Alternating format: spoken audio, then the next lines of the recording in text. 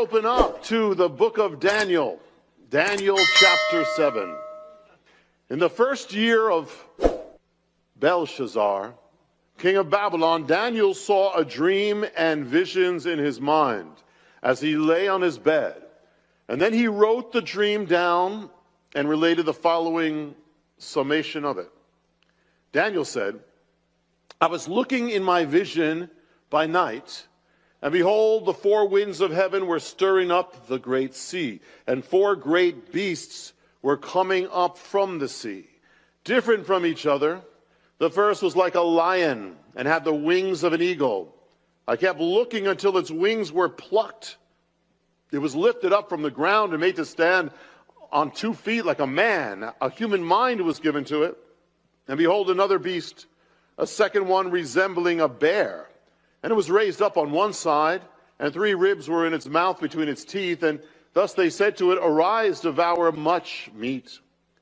After this I kept looking, and behold, another one like a leopard, which had on its back 4 wings of a bird. The beast also had 4 heads, and dominion was given to it. After this I kept looking in the night visions, and behold, a 4th beast, dreadful and terrifying and extremely strong, and it had large iron teeth. It devoured and crushed and trampled down the remainder with its feet, and it was different from all the beasts that were before it. And it had 10 horns. And while I was contemplating the horns, behold, another horn, a little one, came up among them, and 3 of the first horns were pulled out by the roots before it. And behold, this horn possessed eyes like the eyes of a man, and a mouth uttering great boasting. I kept looking until thrones were set up, and the Ancient of Days took his seat. And his vesture was like white snow, and the hair of his head was like pure wool. His throne was blazing with flames. Its wheels were a burning fire. And a river of fire was flowing and coming from before him out. Thousands upon thousands were attending him, and myriads upon myriads were standing before him. The court sat, and the books were opened. This is a picture of world history. World history from the first great world empire that took Jerusalem to Rome, the great world empire at the end. But first, we're going to do is I want to get into the nutshell of world history. This is the first part. There's going to be more than one on this, because today we're going to go from a certain point in history up to the destruction of the temple, up to Rome.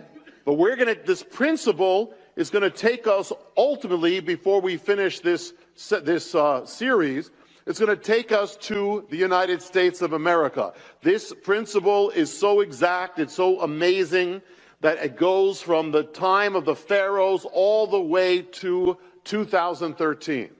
And it explains world history in an amazing way. And the first thing I'm going to do is going to give you a nutshell of ancient history. And then secondly, we're then going to start tying it into things that happen in the Bible linked to that world history. And third, after that, then we're going to get into this secret or key of world history that unlocks world history. And so you will be understanding more than of what's going on in the world, more than renowned scholars of the age. See, I can't go through every kingdom in this series, of course. There are many nations and peoples and kingdoms, and many very substantial ones. For instance, China, India, Latin America, all these things. But we're going to follow the center chord of world history, the focus, the vortex of world empires, and see some amazing things. And we're going to see first the sweep. Civilization begins, as we know it, in what is called Mesopotamia. You learned this, some of us in school, called the cradle of civilization, the fertile crescent, because it looks like a crescent. It's the fertile part of the Middle Eastern desert. It surrounds the rivers of the Middle East, and that's where these kingdoms arose. Particularly the land of Iraq, of all places, beginning in the mountains of Armenia, flowing down to the Persian Gulf. That's where it all pretty much began, particularly in the south of this region, which was called Sumer. More than any other people, the Sumerians shaped the Mesopotamian civilization. And they were living originally in kind of independent city-states. Around 2000 BC, they united. Writing as we know it came from Sumer. That, in other words, you had hieroglyphics where basically a picture was what it was, but you had now symbols taking over from pictures, which is going to lead to writing. It began in Sumer. About 2150 BC, they come under the leadership of a city named Ur. Does that sound familiar? And Ur, which it just so happened, and this is we've done another thing called the D33, may not get it right, D328, I think, the secret of world history, which also deals with the centrality of God's purpose. Notice Abraham will end up being right in the center of world history.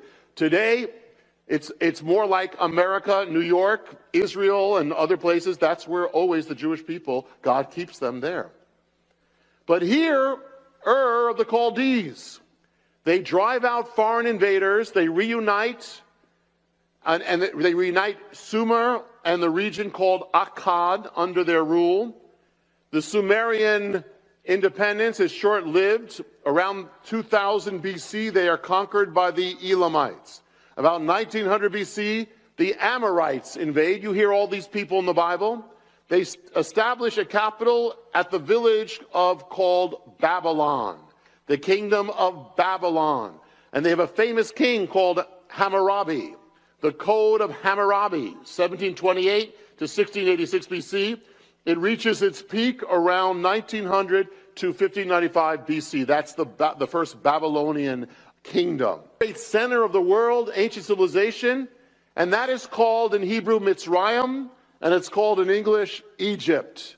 The first or old kingdom, it has three periods. You got the Egypt Old Kingdom, the Middle Kingdom, and the New Kingdom or Empire. And so it comes around, in the late Middle Kingdom, the pharaohs extended their power to the land of Israel. But around 1750 BC, something happened. They are invaded by a people called the Hyksos. They invaded them. Who were the Hyksos? It's a Greek version of an Egyptian word that literally means foreign rulers. Now, most likely, the Hyksos were actually Semitic people linked to the Jewish people. And they ruled around 1648 to 1540. And so the 1500s, the Egyptians drove them out, and they ushered in the last big empire of Egypt, called the Empire. They reach its peak. It reaches its peak under King or Pharaoh Thutmose III and Ramesses the Great, who you know about. Ramesses built all these things. There's a question about how they linked up with the Exodus. We'll get to that after. And after that big kingdom comes a long decline for Egypt. And by 1200 BC, Egypt is stripped of all its foreign territories. And it becomes pretty much isolated in many ways to the Nile. Egypt would never again be a great world power after that. And around 1200 comes this invasion across the Middle East called the Sea Peoples. And here these Sea Peoples, some of the Sea Peoples are called the Philistines. They most likely were Greek-based people, and they are sailing, and they're coming by the sea. And they sweep over Egypt. They sweep over this whole region. It's unstable. It's unstable. Egypt deteriorates and continues to deteriorate. Now, another great civilization that arises around the year 1000 BC, around there, is a little kingdom. It really would never have risen up unless there was a big power vacuum. There was a power vacuum. So for a little brief moment, this kingdom rises up in the center of world history, or as even the peak in some ways, and that's called the little kingdom of Israel. And here it is. It's ruled by first a king named Shaul, or Saul, of course, and then David.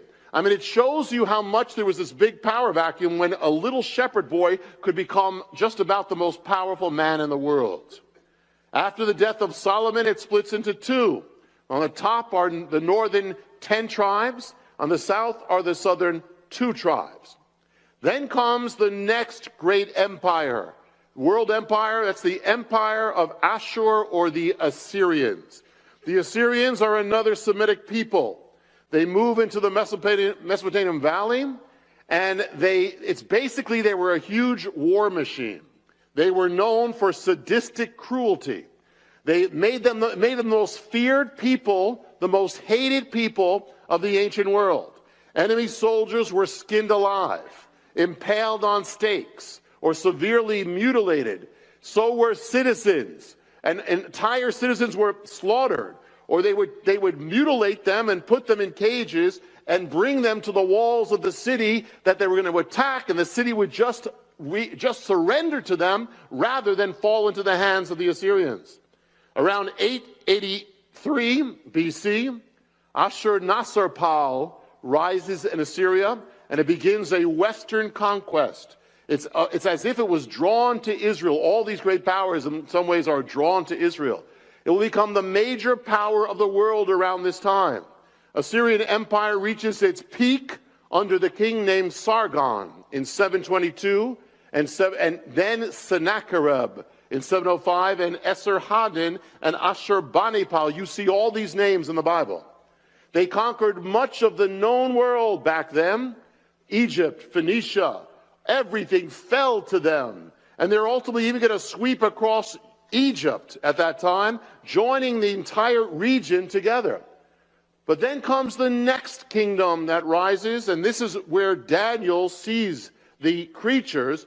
The kingdom is again called Babylon. It is in some history books, it's called Neo-Babylon. It's the new Babylonian kingdom. It's the revival of Babylon. And so after the death of the Assyrian king Ashurbanipal, the Assyrian Empire goes into rapid decline. And so here, a Semitic people, the Babylonians or the Chaldeans, they rebel, and they're led by a king whose name is Nabopolassar. He had served the Assyrians as a governor, but now he rises up against them. He senses weakness, and he captures the Assyrian capital of Nineveh. In 612 BC, he destroys it.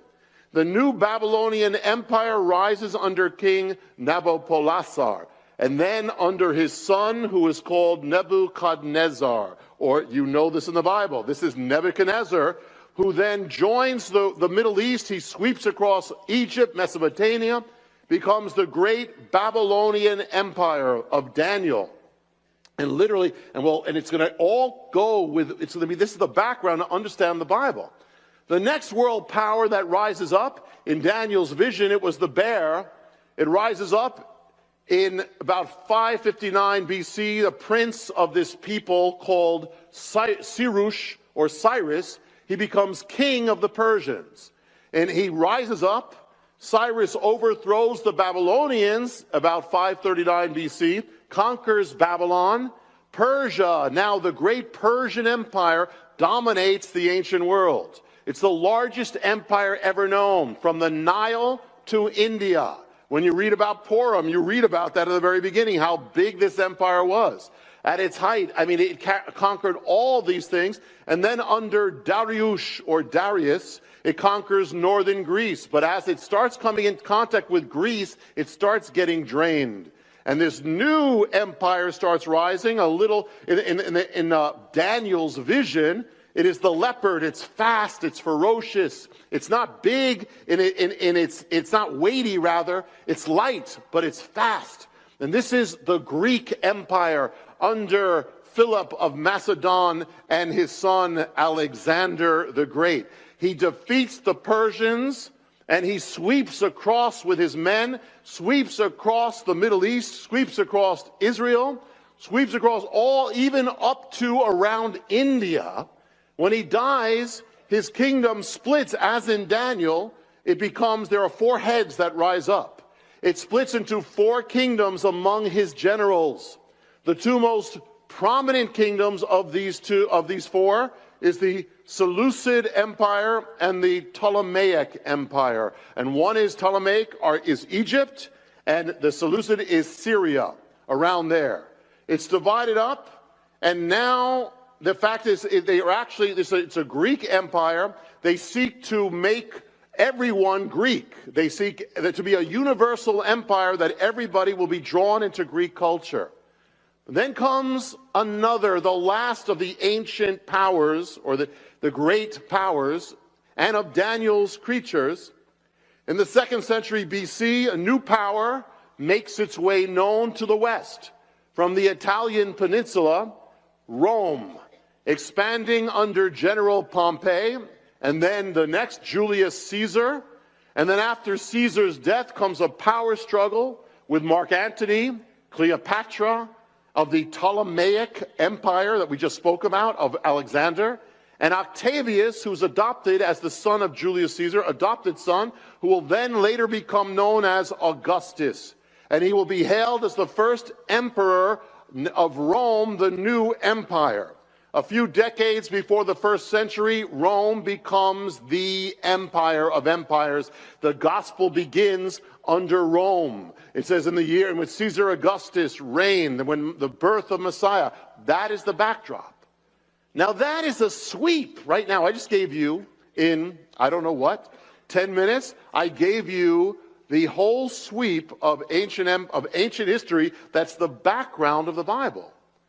But now let's go back and let's kind of lift a veil a little bit to see how what you read in the Bible goes together with what I just said. And then we're going to open up this key of world history.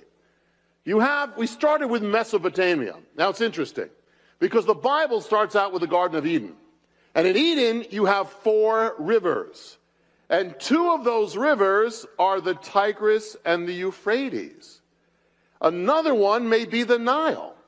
And so it's interesting that where the Bible says everything started, it's the same place where historians say civilization started. In the same area of the rivers. In fact, Mesopotamia, you know what it means? Mesopotamia, meso means in the middle of, and Potamia, like the Potomac, in Washington, means the river. It means in between the rivers. Which rivers? The same rivers that are mentioned in the Garden of Eden. It all happens around there. And then when you look at Egypt, you have this great center, the Egypt, which is by the Nile, the other river. And we said that around a certain time, 1750, these invaders come in, the Hyksos, which is interesting because when you look at the names of these invaders who took over Egypt for a time, their names are Semitic. Like they have names like Baal, or like one name has Yaakov, like Jacob in it. And so it kind of makes sense that they would be more open to the Hebrews, Joseph, when they came in. But once the Egyptians drove them out, it makes sense that arose the pharaohs who did not know Joseph, who now are against the Hebrews, because the Hebrews are seen as similar to these people. So it makes sense that then they would enslave, or they would come against and fear the Israelites. Then you have the invasion of the sea peoples I talked about as Egypt starts falling apart. And this again was linked to the Philistines, David and Goliath, Samson and Delilah. All that is all part of this backdrop, or all backed up by it. Around 1000 BC, as I said, you have Israel just comes out of the vacuum, and it's God's plan. It's amazing. They are ruling, and when David and Solomon are ruling, they are at the height of world power. I mean, it's amazing, from nothing to suddenly this height. And it's interesting because if they had stayed following God, if Israel had followed God, the whole history of the world could have been different. I mean, God is sovereign. We're not getting into that. But the fact is that as they started falling away from God, then their enemies started rising up. So the thing is, if they had stayed under God, there's a chance that God would have kept everybody there, because that's what he did. But then he allows Assyria to rise up. And yet you could say that all history centers around God, of course, and all history also centers around God's people and God's plan. As they turned away from God, that's when the Gentile world kingdoms began to rise and threaten them. And that's what happened. Assyria is the empire of Nineveh. That's Jonah. That's the whole background of Jonah. So when you can understand Jonah a little bit more, it would be like God calling you to go to Nazi Germany that they could get saved. And so if you're Jewish, you went through that, you might not want to do that. So Jonah did not want to go to Nineveh because of how horrible these people were. But he did. the North Kingdom, that North Kingdom, which is really the backdrop of the Harbinger, the North Kingdom, Hosea had warned them, Amos had warned them, but by 722 BC, the Assyrian Empire sweeps in and judgment finally falls on them through Assyria. That's the Assyrians are actually we mentioned this, the Assyrians are the fathers of terrorism. Every terrorist comes in some way, is descended spiritually from the Assyrians. They invented terror as we know it. And they come in and they wipe it away, and then you have that's where you begin with the 10 lost tribes. They were taken by Assyria. So you see the whole Bible, this goes right in how in the Bible goes. Here you have the story of King Hezekiah, and when the Assyrians come to him in the south, in Judah, and they surround Jerusalem, he instead comes to God and says, God, you have to help us. And what happens is that, you can understand how fearful they are with the Assyrians, how awful the Assyrians were, all around all the walls of Jerusalem. And the people know if they get in those walls, they are finished. There's going to be horror and terror. So you can understand more what that was like for Hezekiah. He brings it to God and says, God, help us. And what happens? As he does that, it says, the Bible says, and God sent one angel to help. And that angel struck down thousands and thousands, the entire Assyrian army in one night. And the amazing thing is that if you look in history at a map, the Assyrian Empire went all across, but it didn't get Judah. There's something stopped it from getting Judah. And there's actually, I mentioned this, there's actually in a Greek historian, in Greek history, it's kind of like they got something, they got an echo of this, because they wrote about a time when the Assyrian Empire was outside a city, and suddenly it was struck by a plague. But it matches what the Bible says about Israel. Then you have the rise of Babylon we spoke about. How does that link with the Bible? Well, this is the backdrop of Daniel. This is the backdrop of Jeremiah and Ezekiel, that Babylon is rising up, and Jeremiah rises up, and Jeremiah will warn Judah of the judgment coming through Babylon. And he tells the king of Judah, submit to Babylon.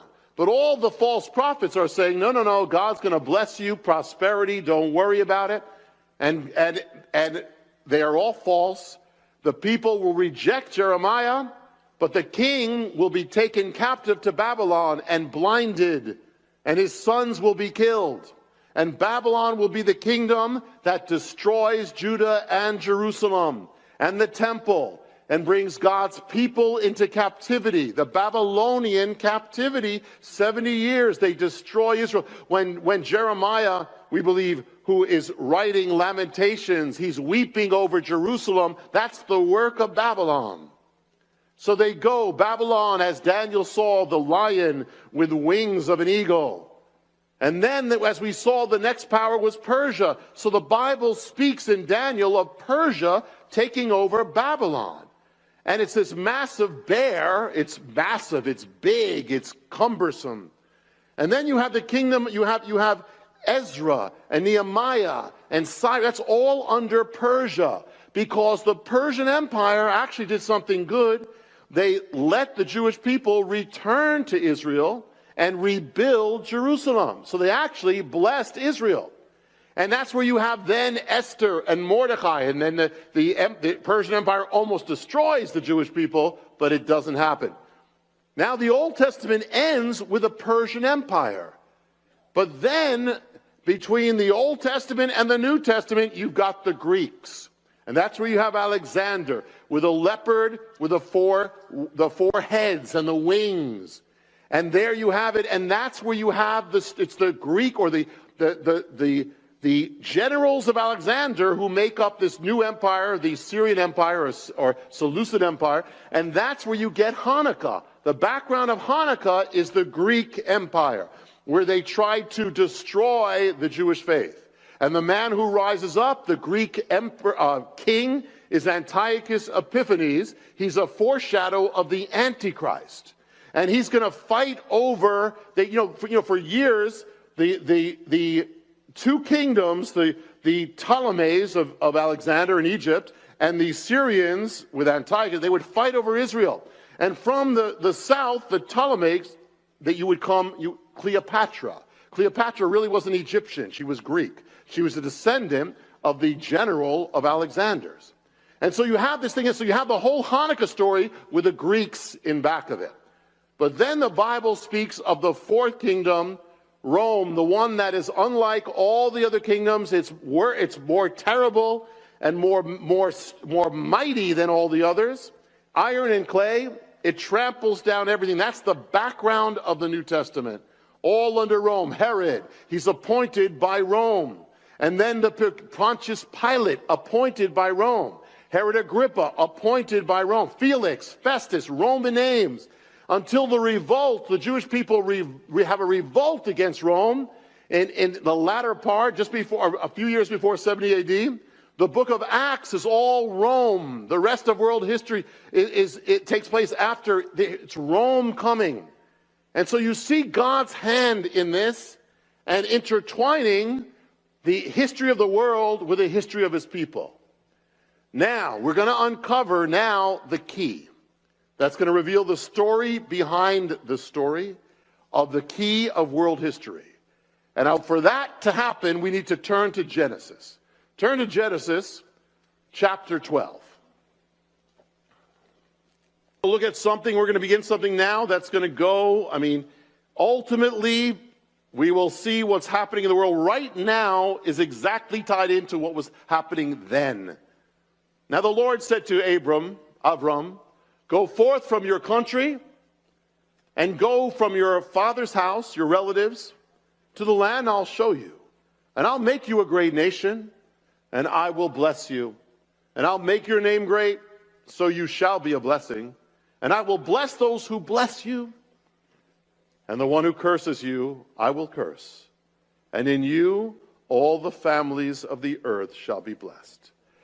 So God takes a man in Babylonia, in Sumer, in Ur of the Chaldeans, and he tells him, I'm going to make you a great nation, and whoever blesses you will be blessed, and whoever curses you will be cursed. Or in other words, the Abrahamic covenant.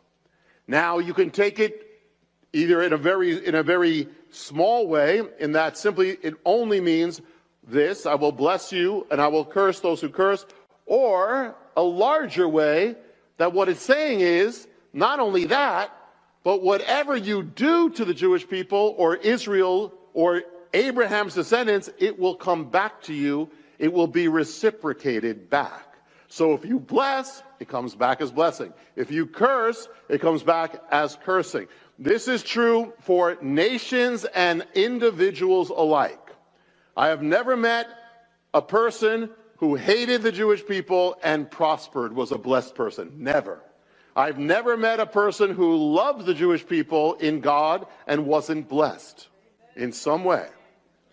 So here we're going to see something, the actual history of the world revolving around this secret. This key, secret to the world. Egypt, look at Egypt. It rises to the height of its power. The children of Israel are inside of it when it rises. The Egyptian Empire. And then they turn against the Jewish people. They strip them of their status. They strip them of their rights. They make them slaves. Their possessions, everything stripped.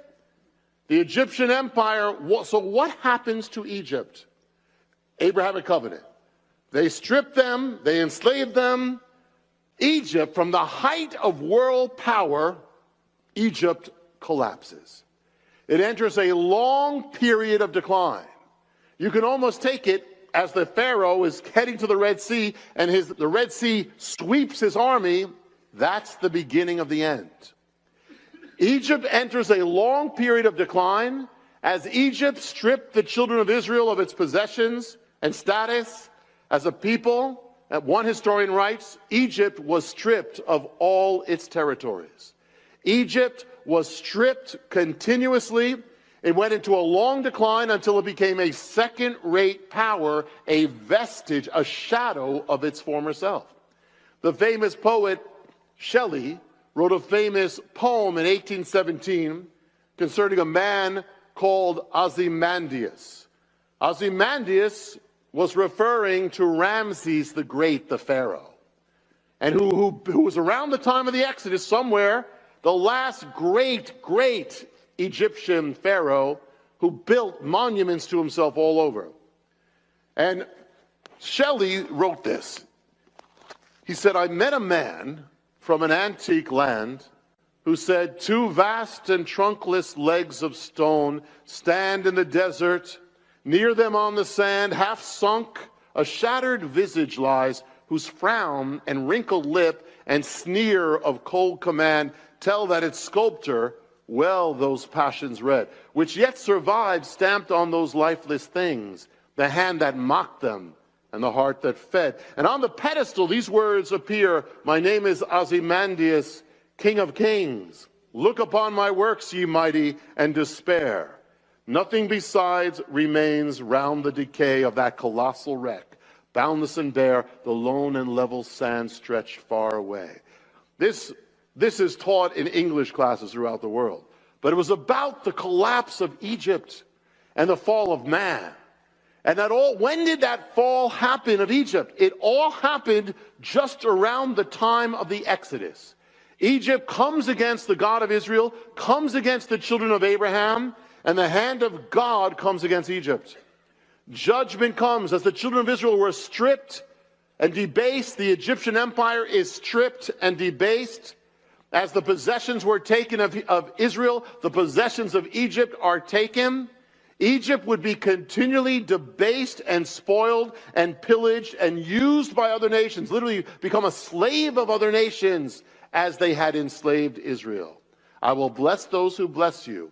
I will curse those who curse you. The Assyrian Empire, one of the most brutal empires in history. As we said, and the Assyrian policy was when you conquer a land, you take everybody out and mix in everybody so nobody's going to rise up against you. You end their identity. That's what they did with the 10 lost tribes. And so there they do this. The Assyrians, the most ferocious people, they were brutal with Israel. They brutally destroyed the northern kingdom, razed it to the ground, massacred its people, ended their identity. So that Israel, the northern tribes, is a lost thing. 10 lost tribes, nobody knows. So what would that mean according to the Abrahamic covenant of history? As the Assyrians brutally attacked Israel, it would mean that they themselves would be brutally attacked. As they razed Israel to the ground, it would mean that they would be razed to the ground. As they massacred and carried away its people, it would mean they would be massacred and carried away. And as they ended the history of the northern kingdom, it meant that the history of Assyria would be ended. So what happened? In the year 612 BC, a coalition of Babylonians, Medes, and Persians and others rose up against Assyria. They attacked it with fury. The prophet Nahum said they would be drunk in their final hours, and they would be entangled among it. And according to the historians, they literally were drunk when the attack came. Nahum 3:15, the prophet said that Nineveh would be damaged by fire, as Israel was. The fire will devour you, it says. The sword will cut you down. According to the Encyclopedia Britannica, archaeologists have uncovered Assyria. They found a layer of ash. It was burned to the ground. Nahum says, the Lord has given a command concerning you, Nineveh. You will have no descendants to bear your name. I will destroy your carved image. In other words, there's going to be nothing left. When Nineveh was destroyed in 612 BC, it marked the absolute end of the Assyrian Empire. The city would never rise again. Today, Nineveh is an archaeological ruin in Iraq. Assyria cut off the northern kingdom. God cut off Assyria. Exactly what happened. In Nahum 3, it says, nothing will heal or can heal your wound. Your injury is fatal.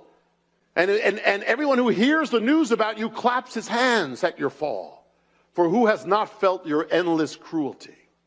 As Assyria made Israel into a desolation, ruins, so it says that he will make Nineveh a desolation. And now for years there were many scholars who didn't believe exactly what the Bible said. The reason was there was no trace of Assyria, of the Nineveh, no trace at all. And the reason why there was no trace, they couldn't find any trace of the city. The reason was it was so destroyed that you couldn't even find it. When Alexander passed by the city, he didn't even know the city, that was Nineveh. The only thing that was left is a series of mounds in Iraq. That's it now. Assyria had brutally crushed Israel. Assyria was brutally crushed. Assyria massacred them, brutally massacred. Assyria ended Israel's history, the northern kingdom. They were ended forever and razed to the ground. I will bless those who bless you. I will curse those who curse you. Babylon was not as brutal as Assyria, but they were real brutal anyway. They weren't that nice to begin with. They took over Israel. They absorbed Israel into their empire, had them pay tribute as a subject people. But as Judah rebelled against them, Babylon came in and they destroyed the city of Jerusalem.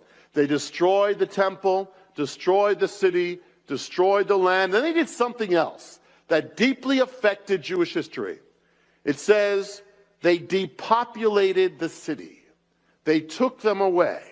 In the book, Jeremiah, we believe, wrote Lamentations. And in Lamentations, you have your Bible, Lamentations 1, he sings his lament over the city. Verse 1, how lonely sits the city that was once full of people. She has become like a widow who was once great among the nations. He's talking about Jerusalem. She who was a princess among the provinces has become a forced laborer. She weeps bitterly in the night, and her tears are on her cheeks. She has no one to comfort her. Among her lovers, all her friends have dealt treacherously against her. They've become her enemies. Judah has gone into exile, under affliction, under harsh servitude. She dwells among the nations, but she's found no rest. All her pursuers have overtaken her in the midst of distress. The roads of Zion are in mourning because no one comes to the appointed feast.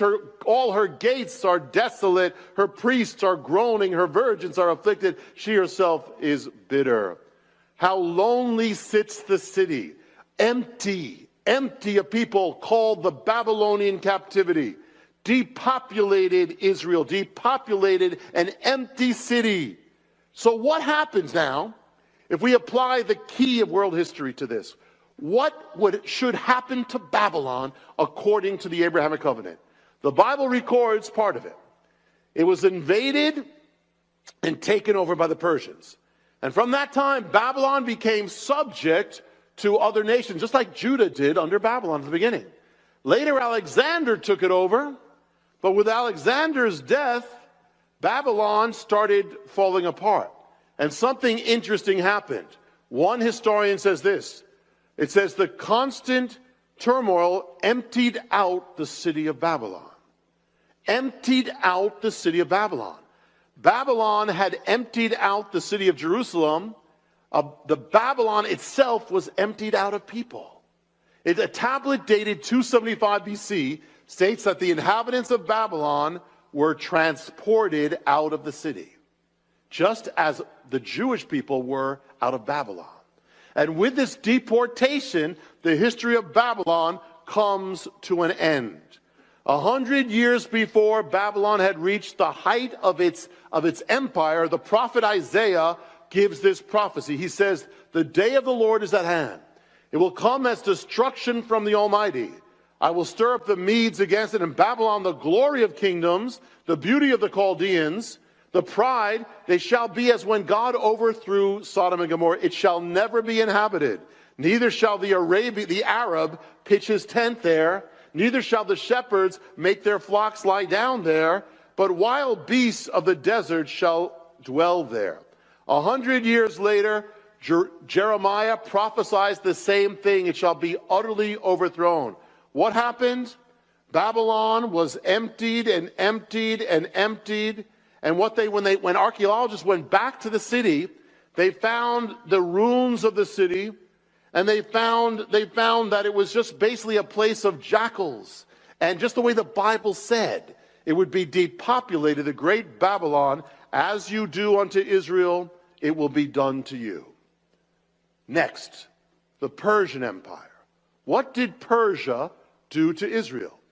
Unlike the others, Persia never really invaded or destroyed the land, never went against the Jewish people with a little exception, never really destroyed it.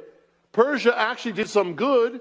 They allowed Israel to come back and rebuild their kingdom, not as it had been under the glory of the kings. It was on a smaller scale. They allowed it on a smaller scale, but they allowed it to continue on. So what happens to Persia? According to the mystery, or this key, what will happen to Persia will be different from the other kingdoms, because Persia treated Israel different. What it would mean is that God would allow Persia to continue as a kingdom, even rebuild itself, but never as great as it had once been. That's what should happen. Well, what happened to the Persian Empire? What happens to the kingdom of Darius? What happens is the Persians are defeated by the Greeks. But less than a century after its fall, about 80 years later, just like Israel was in 70 years in captivity, 80 years later, a new Persian empire rises up, called the Parthian Empire.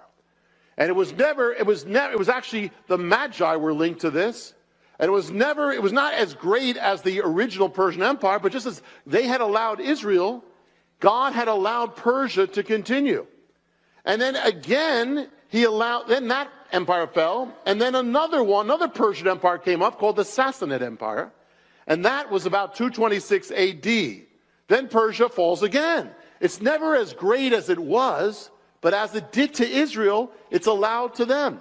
Then comes in the 1500s another Persian empire, the Safavid Empire, and again one of the really great empires, but nothing compared to its original glory. And then it collapses again. And then in the 1730s, another Persian Empire revival happens, and then it declines again. 1925, another Persian monarchy or kingdom rises up. In 1971, the Persian king has a celebration of 2,500 years of Persian monarchy. He saw himself as the heir of Darius and Cyrus, and he sought to restore the glory of Persia again. In 1976, he replaced the lunar Islamic calendar with a solar calendar that began with the Persian Empire. And these actions and others were viewed as un-Islamic, and he was overthrown. It was the 20th century that took Persia and changed its name to Iran. The king who sought to revive the Persian Empire was the Shah of Iran. Persia, to this day, exists because they allowed Israel to continue. God allowed Persia to continue. Never never as it was, but to this day, Persia or Iran tries to assert its power and tries to revive itself. And in the process, today, it's become an enemy of Israel, which is not good for Iran. It's amazing how accurate this is. And now we go to the Greek Empire. What did the Greek Empire do to the Jewish people? Well, after Alexander, it appeared, a little bit benign, but the ultimate thing the Greek Empire tried to do was a little different. They tried to instead assimilate the people into Greek culture, into Greek religion, into Greek.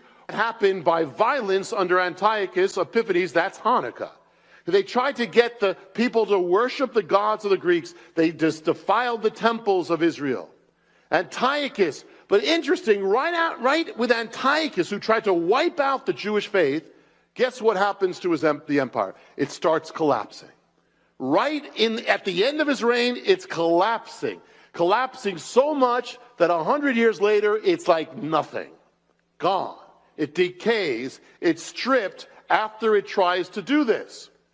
But it's deeper than that. Because here is one of the great empires that becomes nothing after they turn against Israel. But the relationship is deeper because the Greek civilization tried to assimilate the people, make them become Greeks. That was what they tried to do, make the faith of Israel disappear and get absorbed by the faith of the Greeks, of the Greek gods. So what's going to happen to the Greeks? Or what's going to happen to Greece according to this ancient Abrahamic covenant? As they sought, think about it, as they sought to assimilate the Jewish people into their own civilization, their own religion, their own worship, what's going to happen is that God is going to absorb the Greeks into his faith.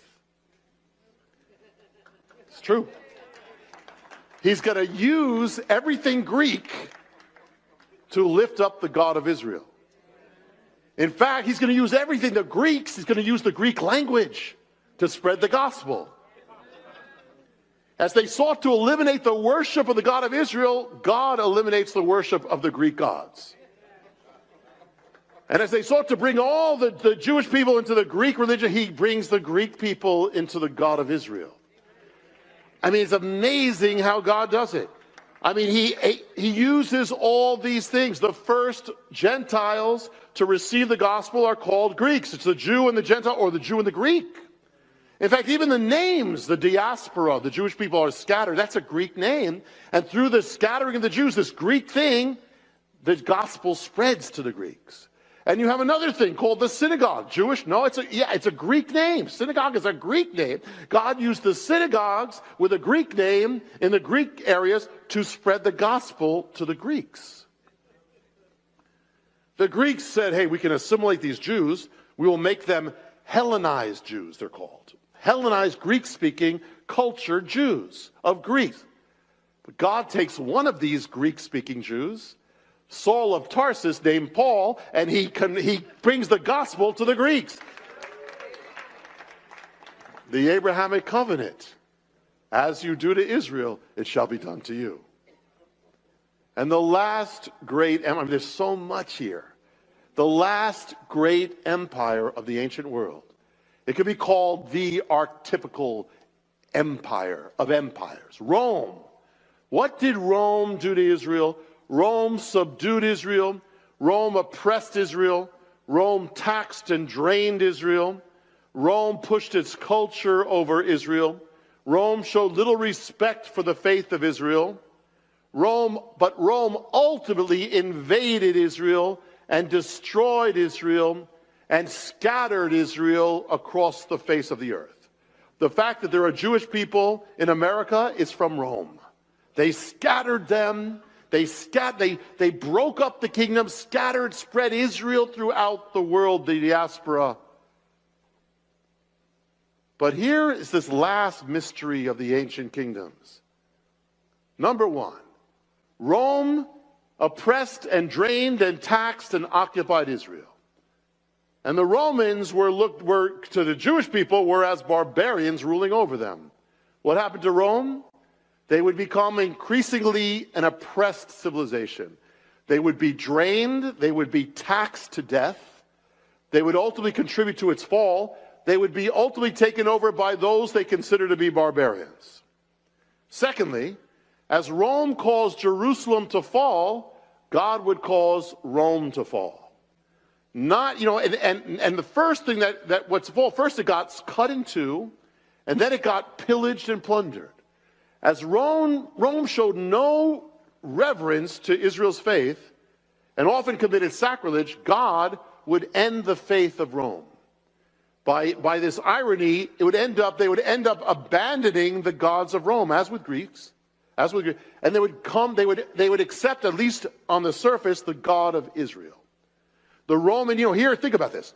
Rome would crucify the Jewish king, Messiah, in the name of the Roman king, Caesar.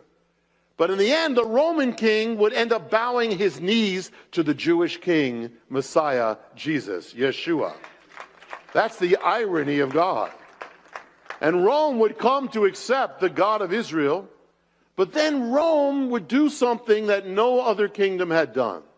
It would completely fragment, break apart, spread across the earth, the Jewish people, Israel, across the earth. To this day, that we have Jewish people around the world. What does that mean according to the key of history? It means that as Rome broke up Israel, spread it all over the world, God will break Rome up in pieces and he will scatter it throughout the world. Now let me explain. Amazing, because that's exactly what happened. By the 3rd century, Rome was fragmenting in every different way. But then it would be cut in two and then cut in pieces. It would be scattered, taken over. And as time progressed, everything kept fragmenting more and more. The city of Rome, in the middle, would become the Middle Ages. Rome broke Israel into pieces. Rome would be broken again and again into pieces. And so God had it. You had Europe. It was called the Holy Roman Empire. It was broken. You have the language of Rome, Latin. It starts breaking up and starts becoming French and Italian and Spanish and Portuguese and Romanian. It starts breaking up and covering the earth, broken. If the Roman government starts breaking up and spreads to almost every government in the world. The fact that you have duches or dukes and duchesses, that all comes from the Roman. El Duce is from Rome. Even the United States of America is led by a president. The word comes from Rome. The United States is led by a Senate. That comes from Rome. Even the Senate building is modeled after the Pantheon. It's breaking a part of Rome and spreading it all over the world. The Kaiser of Germany was named after the Tsar of Rome, or the Caesar of Rome. The Tsar of Russia was named after the Caesar of Rome. Even the Catholic Church represents the scattered pieces. They divide up the world into dioceses. That's the Roman division of the world. The fact is, Rome still, even the Pope, who's called Pontifex Maximus, that's the title given to Caesar. The fact is, Rome still affects the world in pieces and is being set for the end times. As you do to Israel, it shall be done to you. The Abrahamic covenant. Something also to note. When the Jewish people began returning to the land after 2,000 years, there was again an Israel in the world. Less than 10 years later, the broken pieces of the Roman Empire start coming together. And they sign a treaty called the Treaty of Rome. That's the beginning of the European Union. Now, to bring this to its conclusion, there's so much here. And there will be a sequel that's going to bring it right up to America, what's happening right now. But here's the thing. How amazing is it? God says one thing to this one old Middle Eastern man, and it determines history ever since. Everything from Egypt to the Turkish Empire, the Spanish Empire, the Dutch Empire, the British Empire, Germany, Russia, America. All of it, from the pharaohs to New York City, all from this covenant he gave to Abraham. To bring it home, amazing. What was spoken in Ur has now determined the course of history by the hand of God. 4,000 years ago, and it is held true to this day. What does it tell you? God means business. God, his word is serious. When he says something, take it seriously. When he says something leads to death, it means it leads to death. When he says it leads to life, it leads to life. When he says do this and you'll die, take it seriously. Do this and live, take it seriously. When he says this road leads to hell, take it for real. This road leads to heaven, take it for real. Repent, yes. When he says go left, don't go right. When he says go right, don't go left. He says do not fear, take that seriously too. He says go and proclaim the word, this is my command, you take that seriously and proclaim the word. When he says I'll never leave you, take that seriously too. And the next thing is this. The rising and fallings of kingdoms is dependent on a million events. I mean, billions, everything, every life, every action, everything plays together. Every event, every weather pattern, everything, of billions and trillions of things happening. And yet it all happens according to what God says.